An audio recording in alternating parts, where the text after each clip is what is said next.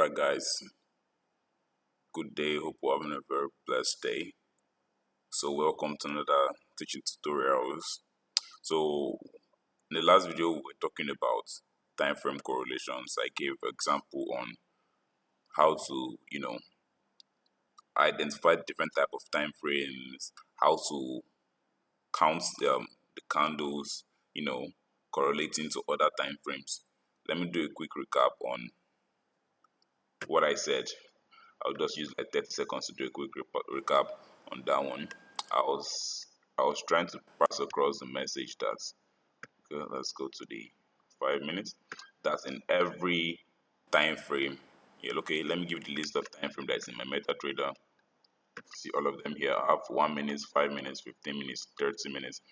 I have 1 hour, 4 hours, 1 day, 1 week, and the monthly time frame. So the larger the time frame, the stronger the market structure.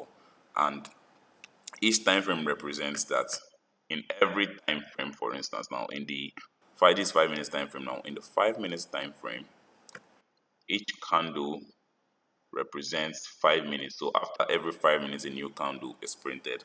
Same goes for the 1 minute. After every 1 minute, a new candle is printed. Same goes for 4 hours daily. And the monthly, after every new month, a new candle is printed. That's why the candles, once I refresh my MetaTrader, the candles are not so plenty. You see, there are just few of them. There's very few of them, you understand? So I have 1, 2, 3, 4, 5, 6, 7, 8, 9. And this 9 there represents nothing less than probably 80 days. Yeah, something close to or 70 something days that are in this whole monthly candle. So if you still finding it kind of hard to understand the whole concept of what I'm talking about right now, do well to go back to the last video I made on last video on group A, talking about time frame correlations. So today I'm going to be talking about a topic I would love us to pay close attention to, because if you just miss a minute or two on what I'm explaining, you might get the whole concept wrong. So I'm going to be talking about market structure and time frame correlations. You understand? So let me go to my drawing board before I come to the real chat to explain what I'm trying to say. Very good. So let's say, for instance, this is the 4 hours time frame sloping downwards. It's a downtrend. This is a 4 hours time frame. You see, we have our our lower high here, our lower low, lower high, lower low, lower high, lower low, and so on. That's what we have in a bearish trend. The bearish trend consists of the lower high and the lower low. If you still don't understand market structure, please go back to the previous videos. I've done like 3 or 2 videos on market structure and break up market structure. So now to be talking about merging this market structure and time frame correlation to make you understand it very well. So now this is our, our H4, our 4 hours time frame, right? Now in our 1 minute time frame, this is how it's going to look like. And I will explain why. This same market, exactly this kind of market, this is how it's going to look like, something like this. Okay, and it comes down, and it goes up, and it comes down, and it goes up, and it comes down. Permits my drawing. But you see now, this lower high here, this is still the lower high here. Lower high, lower low, lower low. This is still a bearish trend. But see something, for instance, let us take this last guy out, for instance. And this is how it will look like, right? It will look like something like this. Look something like this, right? This is the 4 hours time frame. This is just a swing I pulled out of it. So in the 1 hour time frame now, okay, this is our 1 hour time frame. In the 1 hour time frame now, we'll have something like this.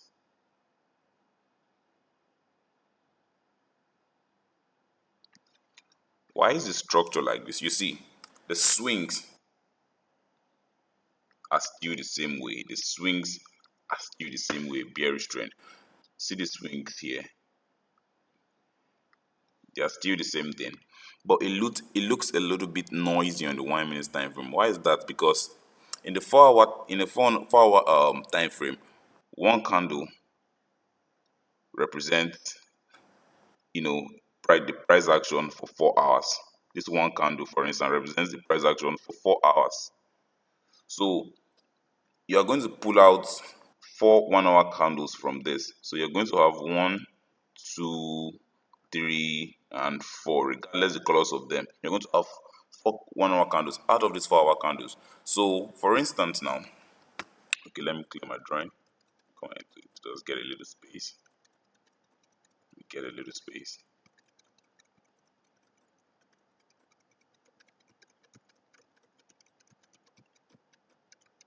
Alright, I've gotten a little space.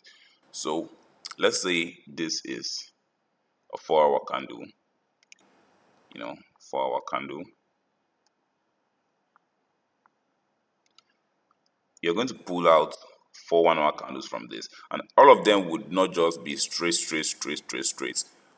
One, let's say this is a red candle, for instance. Now this is a red candle and it's printed. Let's make it more real. Let's make it more real. All right.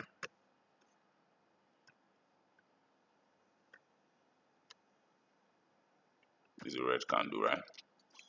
And let's just say every other candle in the 1 hour candle, like most of them is red. So in the 1 hour now, we're going to pull out 4 candles from that. We have 1, 2, 3, and 4 with their wicks on top, for the explanation purpose. Now you see, this is just one candle. This is 4 candles, and these candles, all of them might not necessarily be a bearish candle. Let's say this one is bearish. Oh, that's a mistake. Okay, I didn't close this one very well. Let's just say this one is bearish anyhow. This one is also okay. I can't use that. This one is red. This one is green. This one is red, and this one is red. So it will be something like this if you use line charts. This is how the market will look like. And meanwhile, this guy just sloped only downwards like this. Not to overcomplicate everything, let's go to the chart. Let me explain what I mean by that. I've tried to make. Let's go to the 4 hour time frame.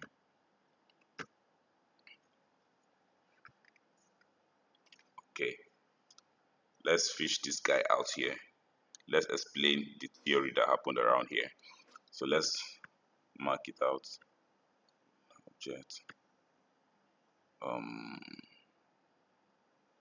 Alright. This whole guy here.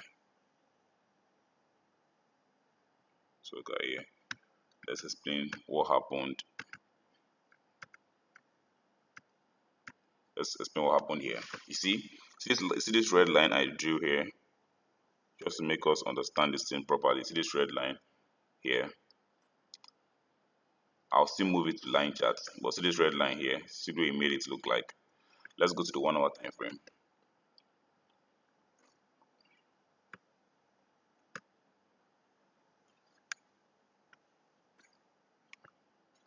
See how extended they are. And you see what I'm talking about. Let's use this slope for instance now. This is the first higher high here, first lower high here, and the first lower low. Let's explain what happened in this place. Let's go back to the 4 hours. The 4 hours. Okay, look at it here. We have only how many candles here? This one candle, one, two, these two red candles. Okay, let's include this guy here. So this 1, 2, 3 for that swing.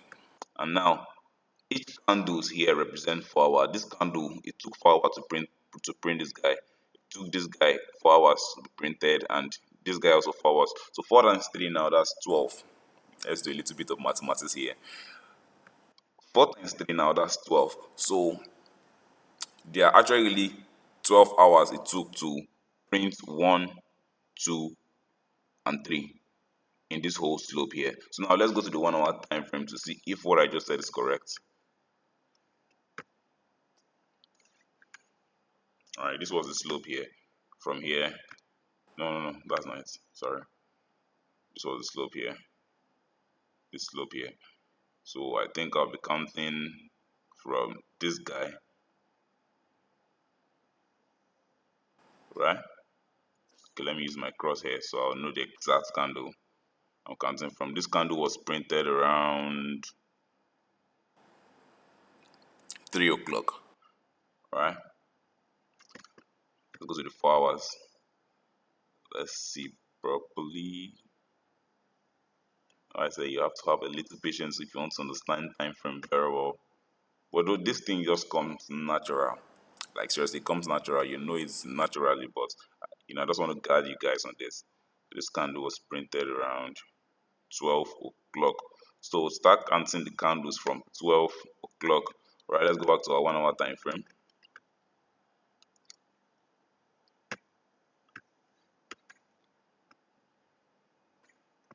Alright, so it's 12 o'clock.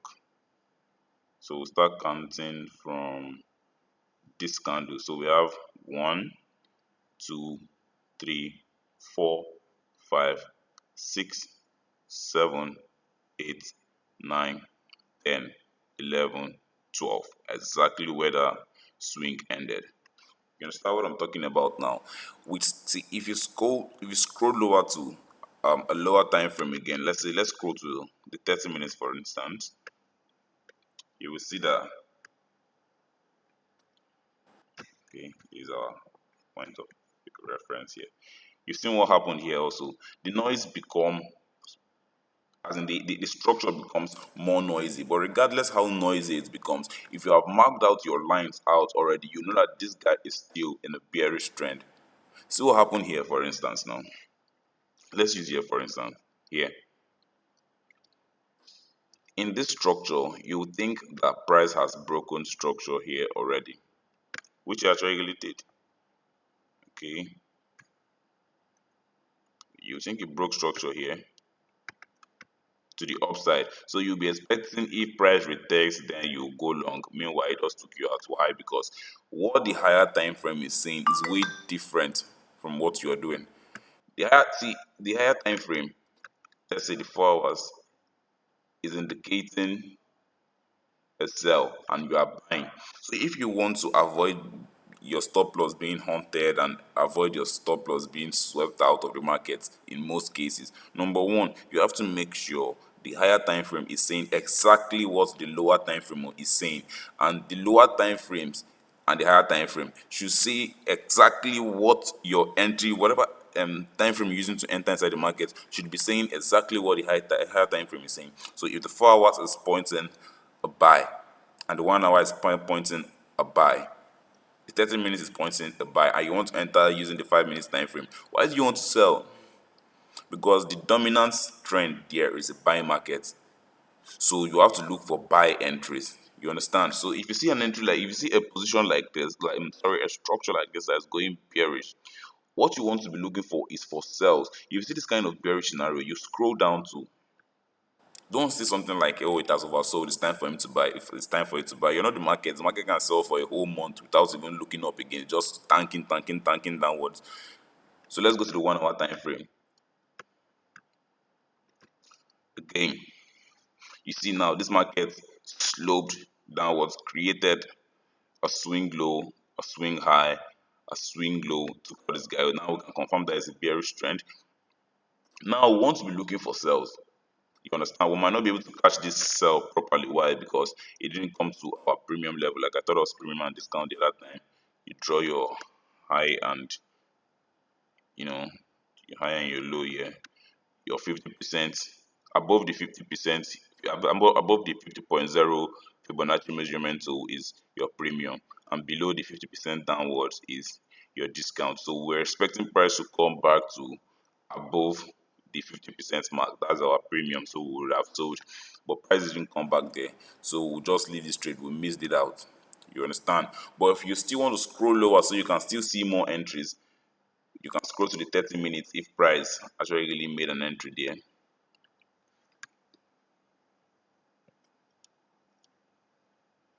Now you can now say, okay, let's pick this guy. You can now say here is your swing high, and here is your swing low. Let me scroll in.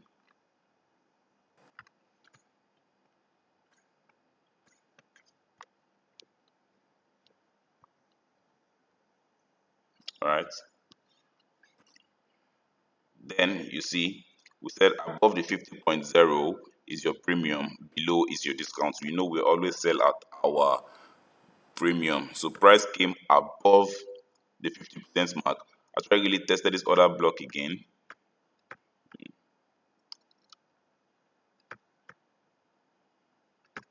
This other block,